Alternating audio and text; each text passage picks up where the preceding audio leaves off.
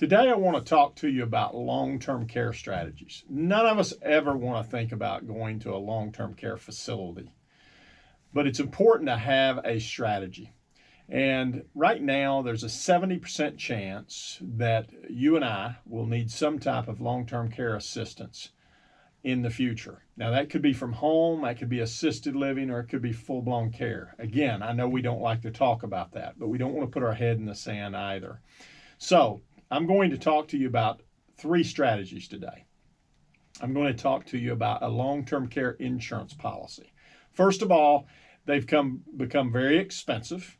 It's a use it, lose it, and it has to be used at a registered facility. That means, again, for example, if you were going to life care, they have to be able to accept that, and all the monies is paid to life care. It has to go through underwriting, meaning you've got to answer health questions. Long-term care is based on morbidity. Morbidity means, again, do you have joint issues, for example? That's based on your ability to move and be capable of getting around. So it can be very difficult to get depending on your age. If you're in your 60s, I would go ahead and tell you it doesn't mean you won't get it, but it makes it much more difficult to get. And obviously, the older you are, the more expensive it is. We offer those. We can help you with that. But a lot of people don't like paying all the insurance premiums. And then if they never need long-term care assistance, they're not able to use it. And here's the next thing. Wouldn't you like to be able to use it at home? A lot of policies don't allow you to do that. You've got to go to a registered facility. Here's another strategy to think about. It's called a LIRP. That's a life insurance retirement plan. Yes, it is tied to life insurance, meaning most of the time we think of life insurance as being, hey, I'm not going to be able to get that. It's going to go to a loved one or a beneficiary. But this actual strategy, you're able to use the death benefit while you're alive. For example, if you can no longer perform 2 of the 6 ADLs, for example, you can't bathe yourself, possibly you can't cook for yourself. If you can't do those and a doctor certifies that, it allows you to activate the death benefit and use 2% of that death benefit per month. Now, let's say you had a $500,000 death benefit. 2% of the $500,000, that's $10,000 a month. Guess what? That's your money.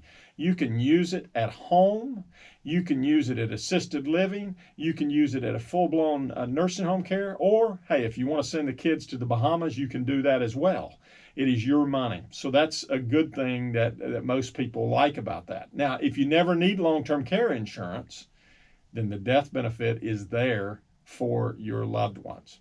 Another strategy is a financial investment. Meaning you can't answer health questions to get a long-term care policy, and you couldn't answer health questions to get that LIRP because that is tied to life insurance and that's based on mortality. But this financial investment allows you to put a lump sum of money in this particular strategy, and you are able to draw lifetime income off of that. Now, once you can no longer perform 2 of the 6 ADLs that I mentioned earlier, they will double your income for 5 years. And when I say they, there are select few companies that will do that, but we represent those companies that would double your lifetime income for 5 years. You say, well, what happens after 5 years? It would revert back to what you were originally getting in your lifetime income. The average stay in a nursing home is 3 to 3.5 years. So again, think about the strategies we just mentioned. Would you like a long-term care insurance policy, or possibly a LIRP, a life insurance retirement plan, or just maybe the financial investment vehicle? One reason people choose that last one is because they can't get through the underwriting on the first 2. There are several other strategies out there available. I wanted to concentrate on those 3 today.